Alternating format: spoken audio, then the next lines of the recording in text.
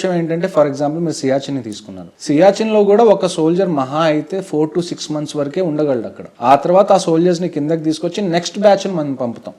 So మనకు అక్కడ ఎక్కువ మంది జవాన్స్ ఎందుకు కావాలి, సోల్జర్స్ ఎందుకు కావాలి అంటే ఈ రొటేషన్ అనేది కంటిన్యూస్గా జరగకపోతే ఏ సోల్జర్ అయితే 4 to 5 months కన్నా ఎక్కువ ఉండాల్సి వస్తుంది అక్కడ, ఆ సోల్జర్కి బాడీలో చేంజెస్ రావడం స్టార్ట్ అయిపోతుంది.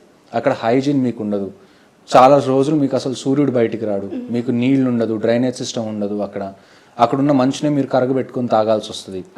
మీకు పాలు, జ్యూసెస్, చాక్లెట్స్ అన్నీ ముందే అక్కడ స్టాక్ చేస్తారు వింటర్ ముందే. కానీ మీరు ఏ యాక్టివిటీ చేయనప్పుడు మీకు ఆకలి అయ్యేది కదా, ఎక్కువ తినాలనిపించదు. అలాంటి వెదర్లో ఎక్కువ తినాలనిపించదు. మీ టెట్రాప్యాక్స్లో ఉన్న జ్యూసెస్ కానివ్వండి, పాలు కానివ్వండి, అవన్నీ గడ్డగట్టుకుపోతాయి. మీరు జ్యూస్ తాగాలంటే ఫస్ట్ దాన్ని మీరు వేడి చేసుకొని ఆ తర్వాత మీరు జ్యూస్ తాగాల్సి వస్తుంది. సో అలాంటి సిచ్యువేషన్లో ఏంటంటే ఎక్కువ తినడానికి కూడా అంతగా మనిషికి ఒకవేళ తిన్నా కానీ అసంతుష్టి ఉండదు, నేను ఏదో తిన్నాను అని.